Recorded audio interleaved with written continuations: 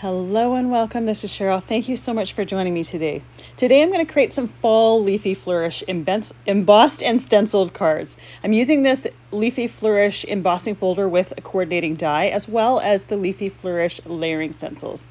Now I'm going to use these with some new to me Cloud 9 interference inks, and they have a little bit more of a fall autumn color palette. So I'm really excited to see how they turn out. I'm also using the extra large sentiments from Lisa Horton Crafts. We have Best Wishes and Thanks Extra Large, So Awesome Extra Large, and Wedding Day Extra Large. So they're going to look great on the front of these cards. I think you could easily use these on mixed media or scrapbook pages as well because of their nice large size.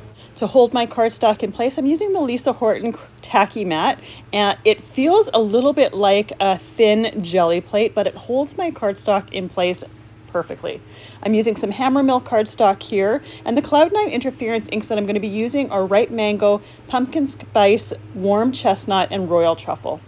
Now, I love to play with the properties of the interference pads, and what they do is they have a different look to them on light cardstock than they do on dark cardstock. So when you look at the front of the pad, you can see one color on the left side and one color on the right side. The color on the left is how it's going to show up on white or light cardstock, and the color on the right is how it's going to show up on black or dark cardstock. So by putting some distress ink or some black dye ink down first, I can play with the properties of that. So what I like to do is use an ink blending brush with my stencil once it's in place, put the black ink where I want the shadow or the darkest part of my ink to go. And typically that's at the base of the leaf or the base of a petal if I'm doing flowers. Then I use a soft cloth and wipe off that extra ink because I don't want to contaminate my interference pad. And then I'm using a detailed ink blending brush to ink in all of the open areas of my stencil here. And you can see right away how you can see that yellow on the light part of the cardstock. And you see something different on the black. Now, it's not until I move it and tilt it into the light that you're really going to see the green. And I'm not going to do that until I'm finished my background. But it gives it such a really cool look to it. And I love playing with these features of these ink pads. So for my second layer of my stencil, I'm going to repeat that same process. I'm using an ink blending brush, putting my black ink anywhere where I want the darkest of the color to show. Then using my soft cloth to wipe off that excess, and then going in with my next Cloud 9 interference ink color. This one is Pumpkin Spice. So on the light or white cardstock, it's going to show up orange, and on the black or dark parts, it's going to show up with purple. And that purple, the interference has a bit of a shimmer to it. So these, when this image is done, it looks gorgeous because not only has it got some beautiful color to it, but it also has that interference shimmer, that mica shimmer to it that really gives it such a rich look. Once I'm done this, I can set my stencil aside and work on my next color. Now, these stencils, they wash off with just water. I don't need any cleaner to clean off this ink. Even though there's pigment properties to these inks, they wash off these stencils beautifully. So I've already done some cards with this layering stencil and embossing folder set, and it had more of a spring summer color palette. I will link to that video at the end of this video so that you can see the difference between the two color palettes. I now have my third layering stencil on, and I'm going to do exactly the same steps with the black ink first, wipe it off, and then use my interference pad. Now I'm lining up my stencil with the top of my cardstock as well as the left side of my cardstock. It makes it really easy to line up, and this one lines up really, really easily. So I never have problems with lining it up. It does shift every once in a while, and that's because there's not much of that stencil on that tacky mat for it to grip. So I am holding it in place to make sure that it's staying in place while I'm doing my ink blending. This color, this interference color that I'm using is Warm Chestnut. So it has more of a burgundy color on the light cardstock and then a purple tone on the black or where my black ink is. This next layer here has a lot of the stems as well as a few little twigs here. I'm also going to use the warm chestnut with this one, but once again, before I bring out that warm chestnut, I'm going to use my black ink to do a little bit of ink blending just so I have a little bit of color variation. Now I'm using Black Soot Distress ink. It's one that I use quite regularly. Any dye ink would work. You might be able to use a pigment ink, but then you would have to do some heat setting just to make sure that that ink wasn't going to move on you. And by using a dye-based ink, it dries really, really quickly. It washes off or wipes off my stencil really easily, and I don't have to heat set it. So I can go right in with that interference ink pad. So if you have a different brand of black dye ink, that would work as well. I just like that it dries really quickly, and I don't notice any movement or rehydration of that ink when I'm doing this ink blending. I've never had an issue with it. So if you're worried about that, it's not an issue. I'm doing my detailed ink blending brush with this as well because those areas are so tiny. Some of the leaf areas, you could use a larger ink blending brush, but with the really tiny areas, definitely worth it to have a detailed ink blending brush to move that ink around. And I do use different ink blending brushes with each one of my interference pads. I have a little label maker that I write the color name on that brush so I'm not contaminating my inks. Because all of those interference pads have different light colors and different dark colors to them, I don't want to blend them. I don't want to contaminate anything. So for me, it's easy enough to have a different brush for each one. If you didn't have a different brush to be able to use, you could wash out these brushes, let them dry completely before using them on your next project.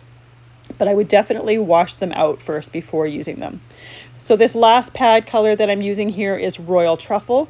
This just gives a little bit of detail to each one of those leaves. It has like the center veins in there, as well as just a few little extra bits, but it really finishes it off. This shows up blue on the dark and brown on the light. So it's really nice highlight. And you can see there, when I tilted that into the light, you get a little bit of that mica shimmer from the pad. You see that. So off screen, I did a second one. I didn't film that part because the process is exactly the same to what I just did. I'm going to take the coordinating die and I'm going to die cut both of these leaf pieces. One of them I'm going to use the coordinating embossing folder to emboss that detail in. One I'm going to leave unembossed just so that you can see the difference between the two. Neither one looks better than the other. It's just a personal preference. So if you don't necessarily love the embossed look, you don't have to do it. It still looks fantastic. If you prefer the embossed look, you absolutely can do it. When I'm doing the embossing, I find it much easier to have that die cut already done. Then I can easily match it and tape it into my embossing folder. And I tape it in place just so that it's not going to move and shift when I'm embossing it. I put that tape on the back side. I'm not putting it on the side that I just stenciled. So if by chance it has too much pressure on that paper, when I take that tape off, it's on the back side. It's not going to hurt anything if a little bit of paper happens to rip. And I was just showing you there that one of them did rip a tiny little bit, but you never notice it on the front. Now, one of the things I love to do with my cards when I'm using these interference inks is I love to use them on my sentiments as well as my card mats. Now, I'm not using any mats for these cards here. But what I do with the mats is I just cut my mat down to size and I use a little bit of ink around the edges. It doesn't need to be the entire piece. For these ones, I'm going to do 1 centimeter on the top, 1 centimeter on the bottom. And then for the next piece, I'm going to do So Kind. I was going to do So Amazing, but I changed it and did So Kind because I think I didn't realize before I took the dies out of the package how big that So was. And I thought the Kind, because it's a smaller word, it would fit better for the design that I had planned. So I have a piece of 4 1/4 by 5.5 inch cardstock here, both light and dark, using that same pad on both of those pieces, and then setting them aside to completely dry. My pads are brand new, so they're very, very juicy. So you definitely want to make sure that you give that ink some time to dry before you do your die cutting. Otherwise, you're going to get a bunch of ink on your plates and you're going to have to clean that off. These die sets have a shadow as well as the sentiment. So I'm doing the sentiment itself on the black cardstock with the interference ink, the shadow on the light cardstock with the interference ink. For these cards, I decided I wanted to do a black background for them. So by having the shadow done on the white cardstock with interference ink, it just has a little bit lighter color tone. You're going to be able to see it on top of that black background just a little bit better. You could also do these cards with a white background. I chose to do black for this video simply because the last time I used these dies, I did a light background with it, and I wanted to show the contrast and just a bit of a different look to get with these. I also thought it complemented the fall color palette really, really well. Another option you could do would be to use like a dark brown or something. That would look really nice with the fall color palette also. For gluing all of my pieces together, I like to use Barely Art glue in a fine line bottle. It works for gluing my cards together as well as gluing sentiments. Because I'm using a liquid glue, it has some wiggle room to it, so I can easily move and wiggle things in place. I just lift up my sentiment here and use that glue on the back. Typically when I'm lining it up with the shadow, I will line up the center part of it, press that in place, and then make sure the left and the right part of the sentiment is positioned properly, and then use an acrylic block just to hold all those pieces in place and nice and flat while I'm working on something else. So I cut my black mat here down to 4 inches by 5 1/4. My card base is 4 1/4 by 5 1/2. And I'm not going to glue an entire die cut onto here. I'm only going to do about half of it. So what I like to do is lay it on there, use my fingers to kind of give myself a visual guide as to where I can stop gluing. So then I don't have glue on my entire die cut and get it onto my work surface. If by chance I have a little bit of extra glue, that's totally fine, but I don't want to use too much and just have it wasted on my work surface and get everything goopy there. Once that's dry, I can cut that excess piece off, and we're going to use that onto the next card. So my measurements for this one is exactly the same. I'm doing an A2 card base. My black piece here, just like the last one, is 4 inches by 5 1/4. This card I'm going to do horizontal so that I can use up this little piece of Leafy Flourish die cut here and just give you a little bit of a different orientation. Now I'm going to put this piece on here, and just because it's the bottom part of the stem, that's totally okay. I'm going to use a Congrats die here, just covering up that stem piece. And when I finish my next card, I'm going to use some pieces that I cut off just to add and fill in this card a little bit. So this one I'm going back to doing a vertical card. And again, my cardstock sizes are exactly the same just to keep it nice and easy. I figure out exactly how I want this leafed piece to go. This one is the embossed one. You can tell a lot more from the back than you can on the front when you're looking at it on screen. When you tilt it in the light, you can easily see that embossed detail to it. And in my opinion, it really does enhance it, but it's not 100% necessary if you don't necessarily want to do that step. So I can glue down my sentiment here, let that sit and dry for a few moments, and then I'm taking my scissors, cutting that excess off of there. And like I said, rather than having this excess go to waste or just tossing it, I might as well use that to fill in some of the areas for the other card. You could leave the other card exactly how it is. You could use these as just a little hint or a little peek of some leaves on a fourth card if you wanted. I wanted this one to be a little bit more filled. So that vine on the top is not embossed, and these leaves that I'm adding here are embossed. But I like the look of the two different ones on that same card.